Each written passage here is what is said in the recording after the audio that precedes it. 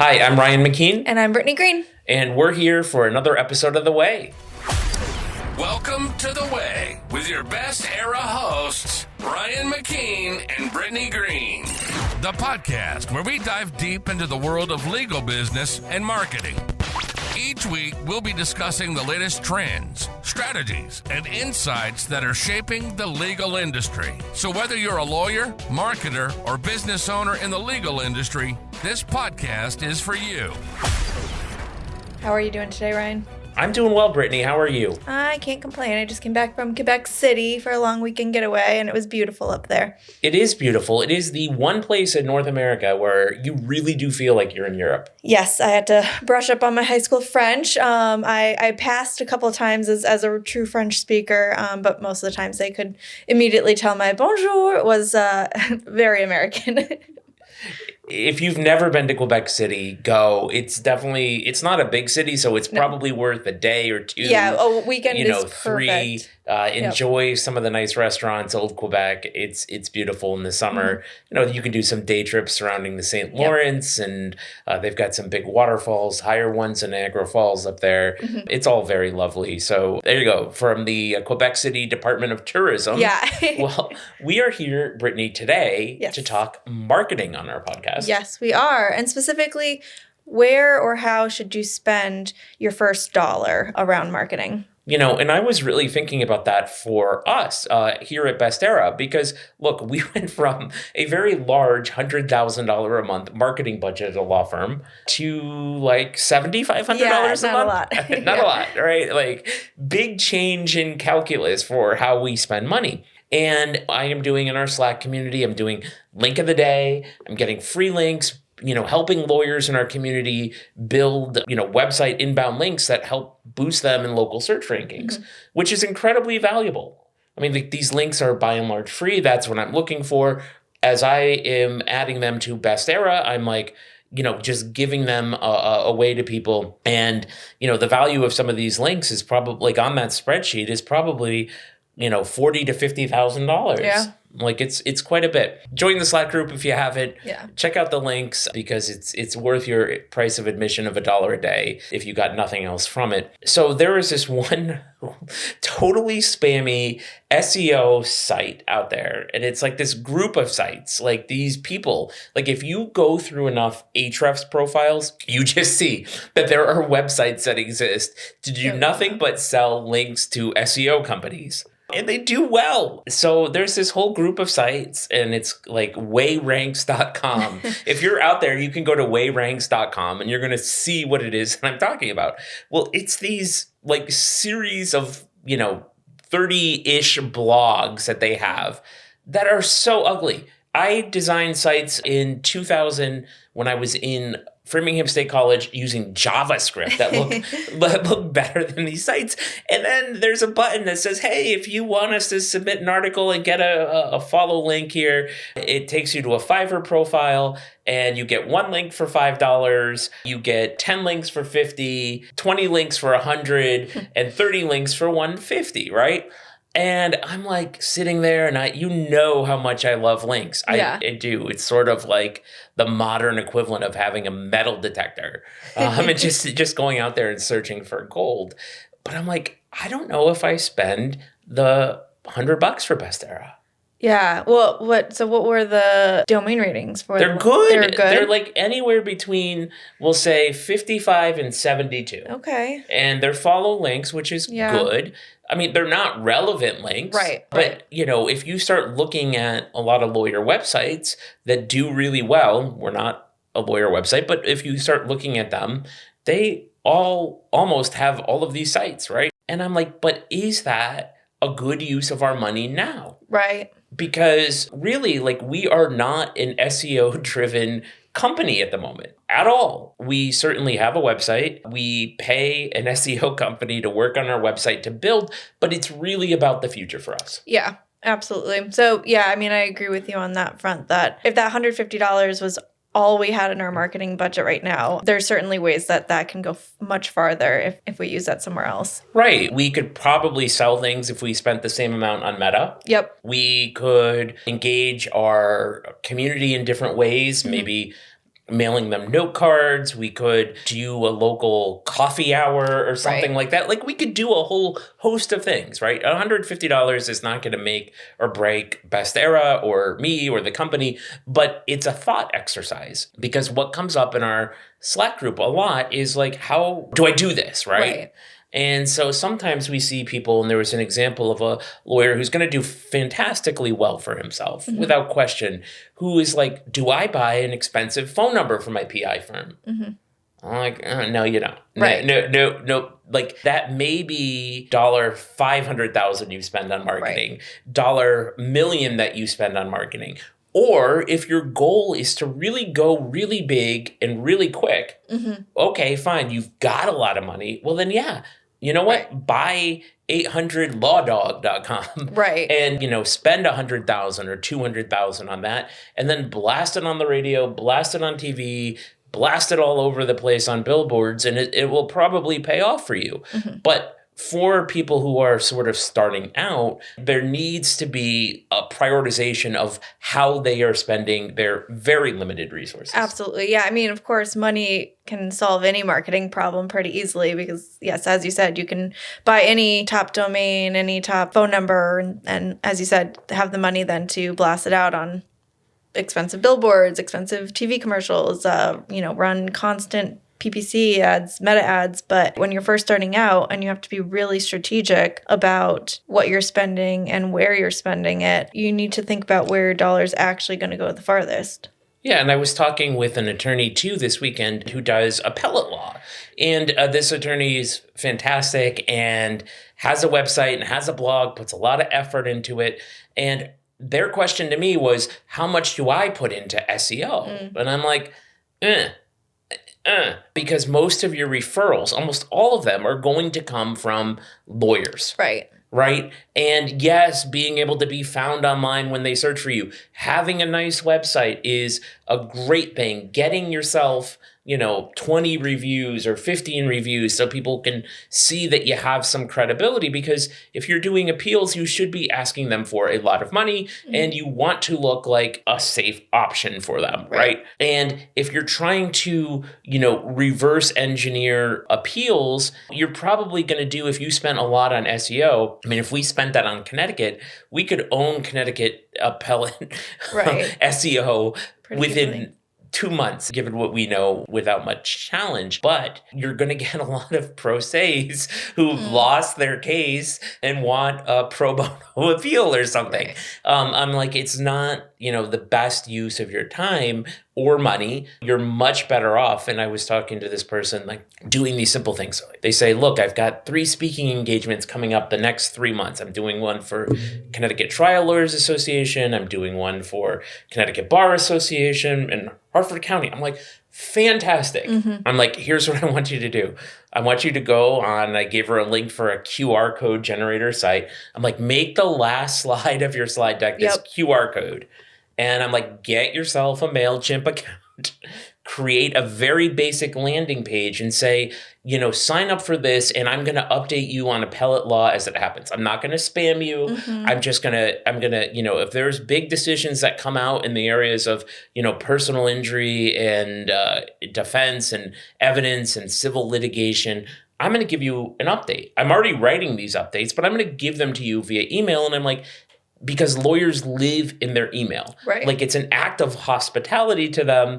And you're not spending $2,000 a month for an SEO company. I'm like, take my free links, go do those yourself in your spare time. But, don't spend into a lot of SEO, because your vision for this, your goals of this company are to, get a dozen or so good appeals a year, and your target clients are not the public. Your target clients are other lawyers and law firms. Yeah, I mean, I think building that list is so crucial to most law firms. I think like any practice area, it's immensely valuable to build that list and keep building it in places that make sense, because the warmer your audience is that you're marketing to, just the easier it is to convert them overall. And especially with SEO, with something like appellate law, I mean, there's no need to overspend there because it's not a competitive niche anyways. So a little bit is going to move the needle anyways. So as you said, if you're just taking 5 minutes out of your day a week to get some free links, fine, great, and keep building that up. But otherwise, it's not the right place to spend because SEO isn't competitive in those areas. Yeah, and get a domain, start adding content, start building links, and all of that will help you years down the road, right? It is money in the bank, but you don't need to be spending that. And so that's sort of where my $150 came in, right? Because I'm like, what is a MailChimp subscription going to cost her for a month? What is this, I think we use QWERTY or something like that. What is that QR code thing going to cost? Like, what is the gas to go speak at one of these things? There's your $100, right? And for this lawyer, like that is an incredibly viable strategy. And also the ability to recycle content. I was like, look, I'm like, put your content out on LinkedIn, put it on your blog, and I'm like, put it in your newsletter. And, the response when I tell lawyers that is, but aren't they going to feel, I'm like, look, nobody reads your stuff. Yeah. Nobody reads your stuff in two places. Yeah. Nobody probably reads it in one. No, I know. If we're being honest, like of course. I have generated a ton of content, and if somebody reads it once, that's amazing. Yeah. Because big brands have done studies on this where they'll use the same Instagram photo that they used 6 weeks prior, and there's no drop in engagement, and there's no recognition of it. So, fine. Put it on LinkedIn, leverage it there, leverage it in your newsletter, repurpose your content because you're telling me you're spending 3 hours on these blog posts. Like that's a lot of time. If you're an appellate lawyer, you're probably billing, I don't know, $300-$400 an hour. Like that's $1,200 investment of time. Leverage it, get it out there, develop mediums, develop fans, be top of mind. So when that issue comes up, you're the one that they go to. Right. And I mean, I tell this to, our clients when I'm working with them on marketing strategies. Like there's so many different worlds that you can build for audiences in different places. And they're all just an entry point into your brand, right? Like, so pick the entry points that make the most sense for you, whether it's a podcast, whether it's a blog, whether it's, email newsletters, find the ones that are working for you. Like you said, reuse the content, make it easy for you as well. And the more entry points you have, as you said, it's very rare that one person is even going to read one piece of your content in one place. When you're looking at all these same pieces of content in these different worlds, you're doing it purely for essentially a hospitality reason, right? Of meeting as many people as you can where they're at, because we all, enjoy consuming our media in different ways. So you're doing people a service and actually adding value to them by sort of reproducing your work in all these places. So one of the questions I've been asked, several different times, you're not asking it, or you out there aren't asking, but I'm just going to ask myself and answer the question, okay? One of the questions I've been asked is sort of like, Ryan, if you have I'm going to let you answer it too, but Ryan, if you have $1,000 to spend on marketing and that's it, like how do you spend it? And my answer to this is really pretty simple. I'm getting professional headshots. Yes. So that is probably $300, $400, $500. I'm actually taking half the money and getting a good photographer, not my iPhone, not some AI gibberish. I'm getting some good headshots that I can use, right?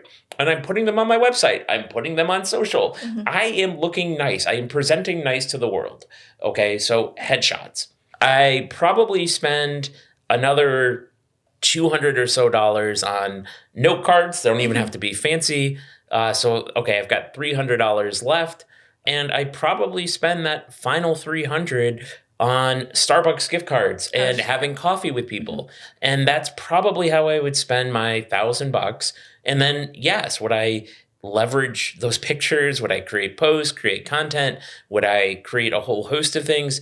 Absolutely. But, there's no real cost to, doing a video and going live on Facebook. There's no real cost to writing on LinkedIn. I'm doing all of those things.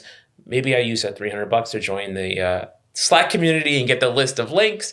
My point is I'm very purposeful in what I'm doing. I'm not worried at this point about, hiring an SEO agency. And I say this, I mean, I would buy a domain. I would Right. get a very basic web page up. Right. Like I'm getting listed. So maybe it's $200, but I'm not doing a ton there. That's how I'm focusing myself. How about you? Yeah, I mean, I would say a very similar plan. A vast majority of the sort of things that are going to help you build up that marketing early on is, as you said, either free or costs like pennies on the dollar. Because again, it's those real life connections that you're going to want to start to cultivate first as you start to grow your list. So same as you, I would spend a lot of the bulk of that money on just nurturing the connections I have in real life, going out to coffee, going out to lunch, sending the note cards, maybe sending little gifts here and there that are thoughtful, that are meaningful to these people. I agree with you on the headshots. I think that then opens you up to a world of having people be able to take you seriously,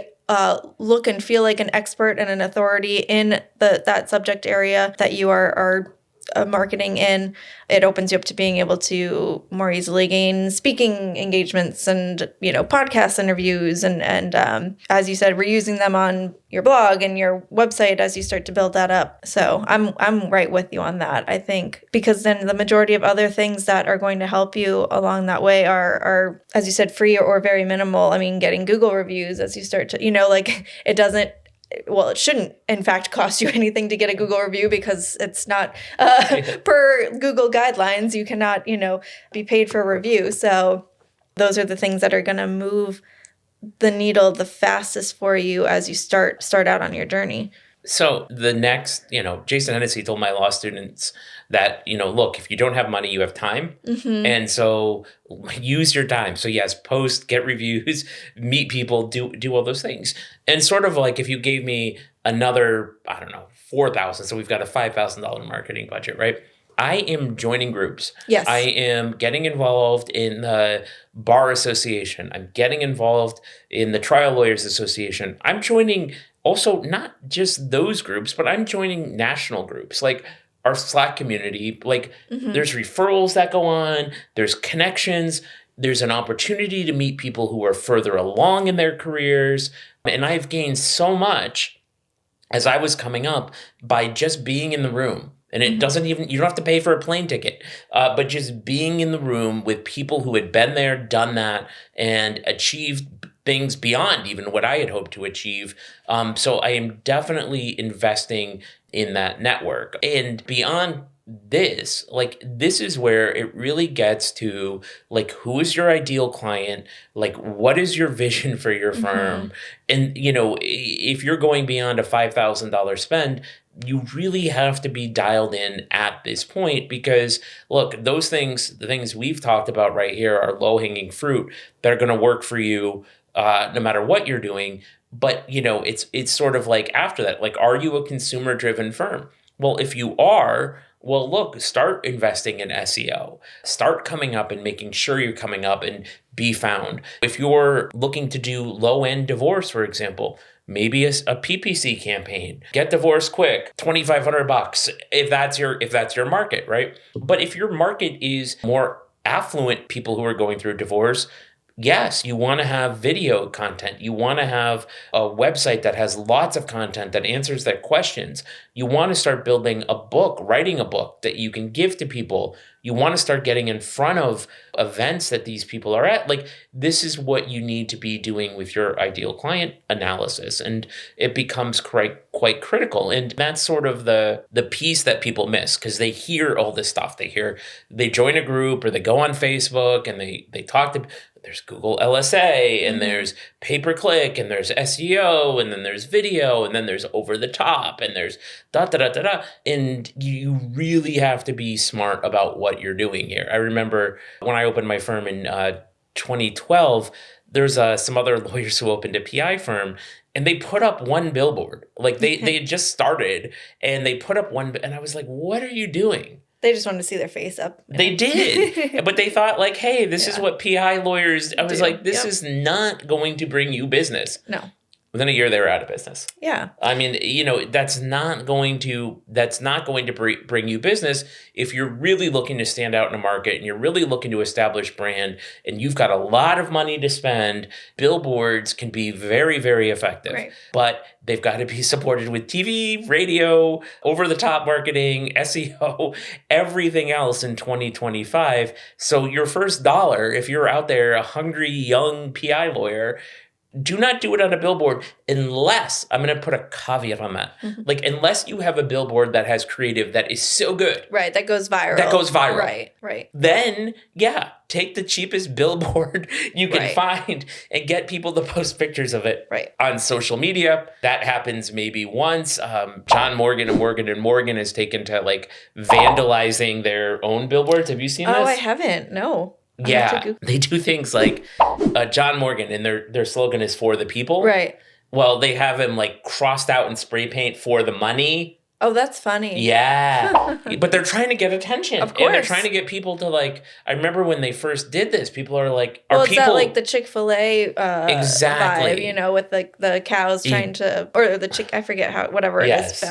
The chickens and the cows Yes. trying to, sabotage themselves, each other. Yeah, the Yeah. chicken's trying to get you to eat steak. Yeah, Yes, that's what it yes. is. Yeah. Yeah, but like people were like, "Hey, are people vandalizing Morgan That's and Morgan funny. billboards?" Like, and then it gets you to talk about things, and but look, that's a high risk, high reward play that you need to dial in. I remember it was when Top Dog in Philadelphia, when the Phillies were in the World Series against the Astros, and the Astros had been accused of cheating by stealing signs and using a drum with a garbage can. They totally screwed the Dodgers out of a World Series championship.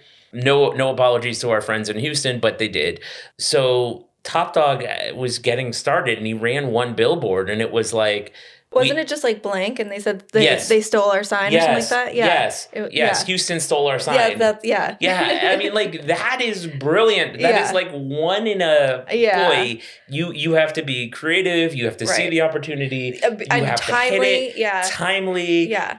Do that. Right. Okay. Yeah. Think about it first, because you're probably not that good. No, exactly. And I mean, but there is something to be said, like that goes back to where, again, you need to dial into a specific client for that, right? Because I would not have actually gotten the reference if I had seen that billboard, right? I'm not Yeah. a baseball follower. You obviously immediately would and understand it and think it's hilarious.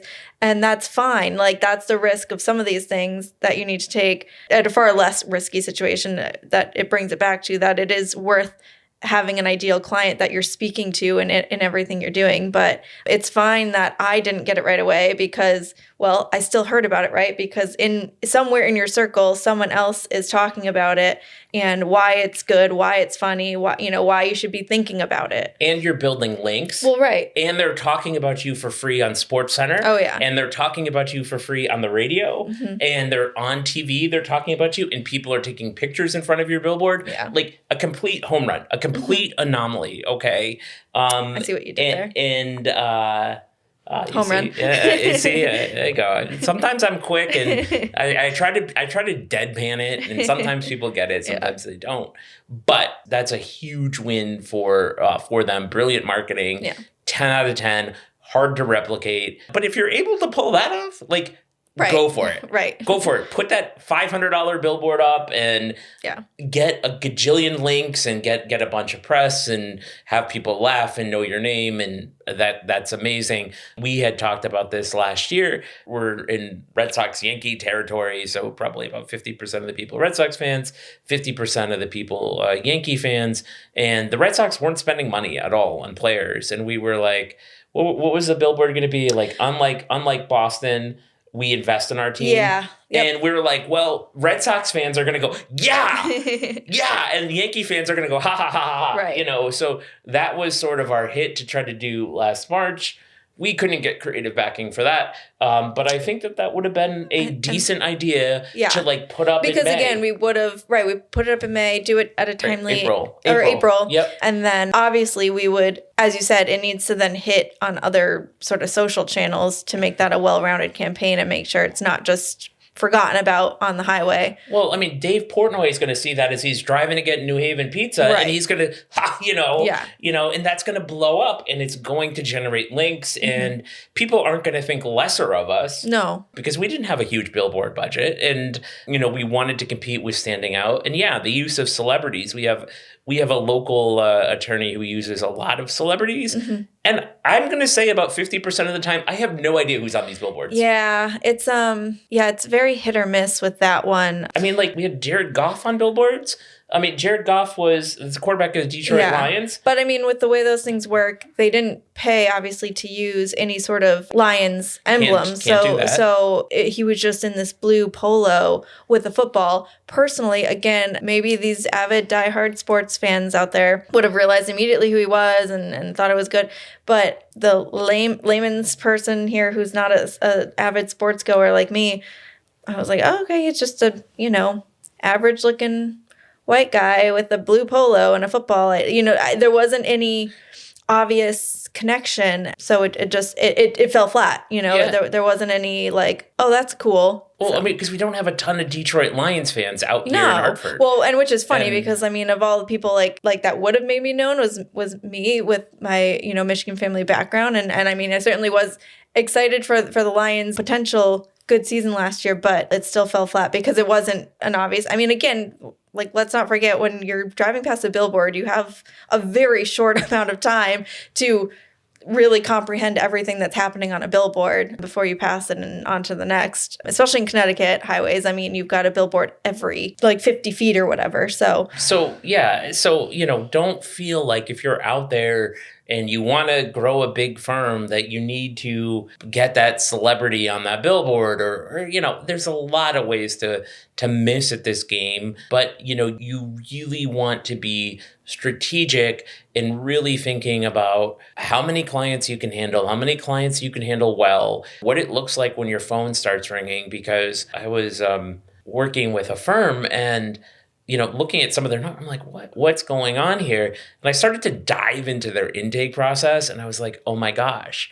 I'm like, you have to fix this because you're just losing money. You're feeling good because it's coming. The phone is ringing. The people are signing up. You're signing up more people. But I'm like, you are leaving all the profit by not staffing your intake and not running your intake properly. So just understand that you've got to really think about things. You've got to be ready for things.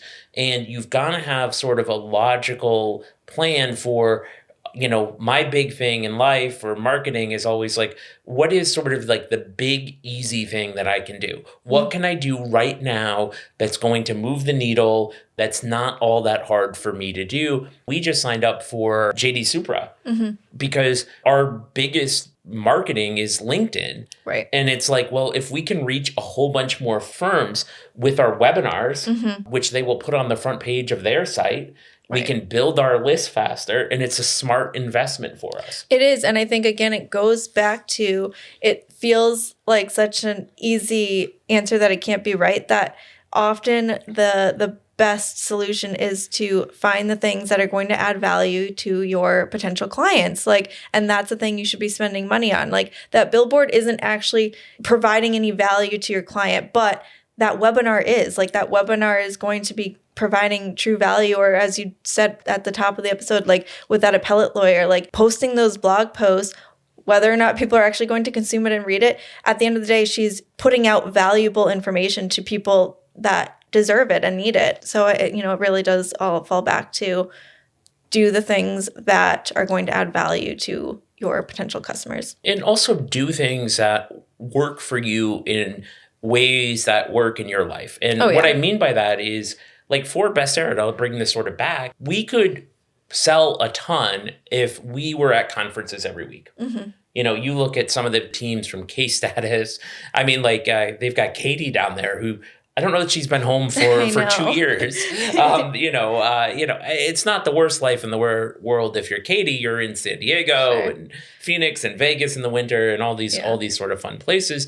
But there's a huge cost, to sponsor a booth. You're looking anywhere between 5 and 15,000. You're looking at flights. You're looking at hotel rooms, food. You're looking at 2 to 3 people behind the booth. You've got to get your booth decked out. You've got to get swag. You've got to engage people. Right. And it's a huge use of time, and it can be incredibly useful. And I can imagine if we were to really grow Best Era, like we have a Katie, right, who is pushing Para Era all at every TLA across this country, and we are signing up gobs and gobs and gobs and gobs of clients. Right. But there's 4 of us here in Connecticut, right, 1 of us in Mexico. We have our $7,500 marketing budget a month, and we don't have the bandwidth for that. So what we're doing right now is we're trying to, double down on the channels that are working, double down on the channels that are accessible. And we are dipping our toes. We are looking to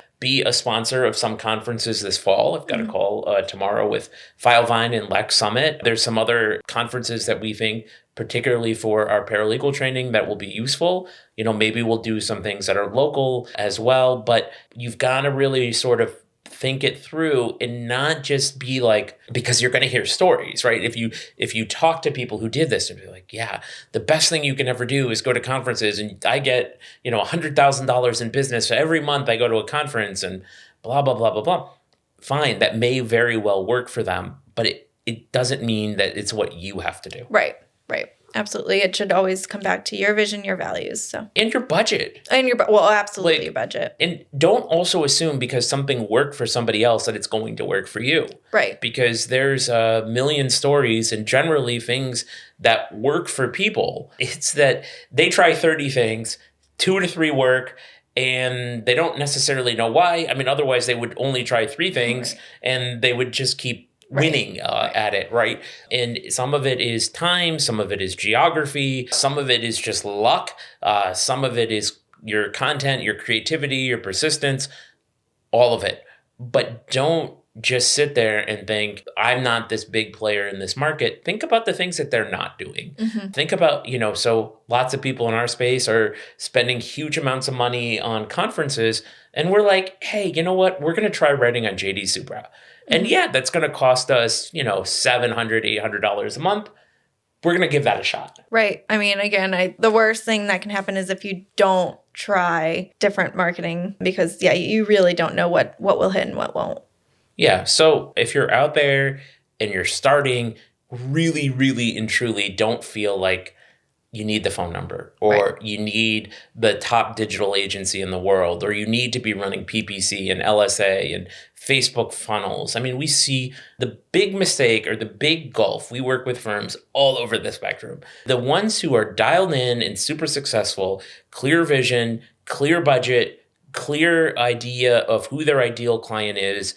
They get data, they test, they do all of these things, and they are very intentional about everything that they do in marketing and advertising. On the other end of the spectrum, we see firms throw sometimes large amounts of money at random acts of marketing. And it could be the expensive brand videos, or it could be a funnels campaign, or it could be a combination where you're funneling people with your expensive videos. Really, really, that may make you feel good. You may not have the money for it. It may be a stretch, but think about the things that you can afford and do and be intentional. Because if you work with Brittany or me, one of the things we're probably going to do is be like, what are you doing that we can stop in your marketing? Because obviously you're talking to us because things are not working. What are you doing?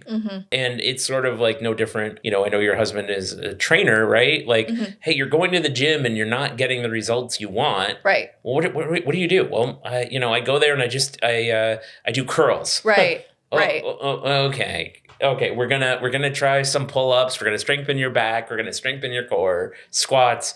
You're going to get better, right? And I think that's a big deal. But he does that to me every time someone, specifically he's track and field and cross country, and anytime someone's running past us, he says, what should they stop doing to improve their form? So I know down to a pretty good science exactly what someone's doing wrong when they're running. I don't run at all, so I feel like quite the hypocrite to always be critiquing other people's running form, but I know how to. So is he like basically like, is he talking about foot strike a lot? Honestly, one of the biggest things that is noticeable is how people are running with their hands. Yeah, they should be out in front of you. Too many people cross their hands over Wasted their energy. chest. Yeah, exactly. Usually, like 9 times out of 10, that's the most obvious, like, part of their stride that's off. And then, I mean, the stride can change. He was teaching me this actually when we were in Quebec because all the hills and stuff. Someone was running up the hill and he's like, oh, what's wrong with their stride? And got to shorten it. It was too long for such a steep hill. You had to shorten it. So yep, shorten strides, drop your shoulders when you go up the hill. So did he get a hat? He did get a hat, and he always gets his hat and his shirts whenever he goes places. So it was also one from we found a store that we thought was really funny. It was I don't know. Well, we swear on this, right? So it's okay if I say it. Yes. Yeah, there was a store called Fuck Lamode. I don't know why. Like, I should probably look into like what this place is all about. It just like drew my eye. It was very Andy Warhol, the designs and just everything on it: shirts, hats, mugs. I got a mug for the office. Just say Fuck Lamode. I don't know why, but we couldn't resist it because whose favorite swear word isn't fuck, Right. So anyways, that's his hat that he got. It says Fuck Lamode on it. I was looking at gear this weekend. It was Never 51 gear. Okay. Which is like, have you seen the Mike Myers commercial with the Prime Minister of Canada? Yeah. There was a bunch of shirts that said like Canada's not for sale and stuff like that. Like Mike Myers' jersey has Never 51 That's on funny. the back. Anyhow, I like it. But yeah, it's creative, good marketing. I'm here for all of it. I'm also very excited Connor got his hat.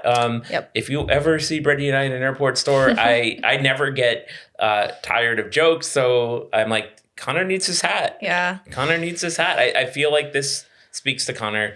Connor, I tried for you. It's never been successful, but I think of you. I do think of you getting hats. Yeah. So, all right, Brittany. So, what are you reading, watching, listening to? I'm still watching White Lotus. I'm almost caught up. I know I mentioned that last episode. Still loving it. But reading wise, I have been trying to go between, different genres. And more specifically, I've been wanting to get into trying to read like more of the classics that I either like loved in high school and want to reread again, or that I never had, in my curriculum and in my classes. So anyways, currently I picked up Wuthering Heights and am halfway through that. I actually like it. Wow. Yeah. I never read that book. I never had to either, but it was always something that was like told to me from different people because of sort of the vibes of who I am that I've been told by multiple people that they thought I would like it. And, I am surprisingly liking it. Sometimes that era of writing can really hit or miss, of course, of keeping my attention. But yeah, it's good. I recommend it. See, I've been thinking about that because I heard there's a fabulous, like, it's either a modern one or it's a prequel to Huckleberry Finn. Oh.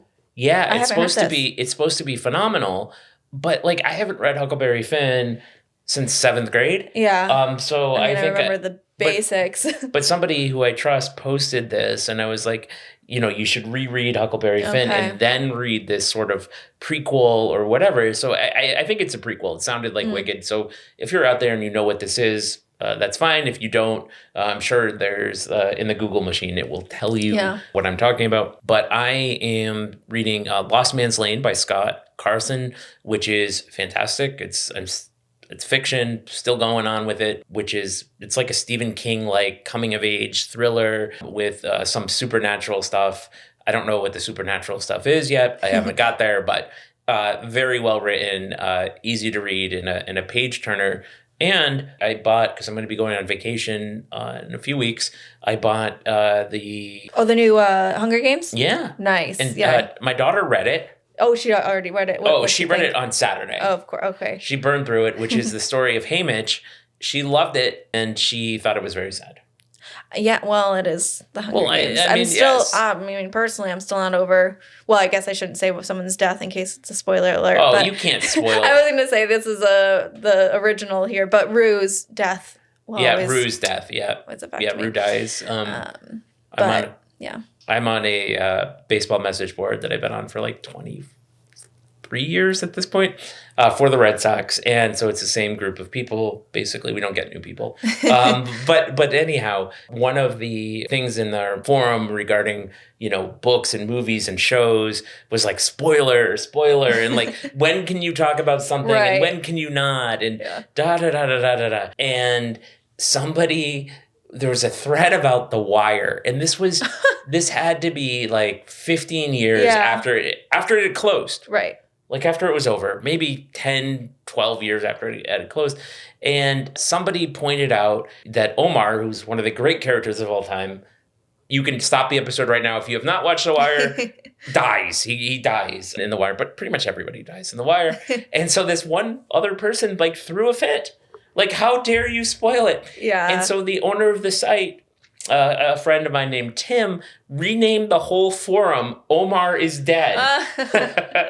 So there you go. So yes, Rue is dead. If you are listening to this podcast, sorry to break it to you, but it's going on 20 years. I was going to say, I think anything more than a decade doesn't need a spoiler alert. I think anything more than like a year.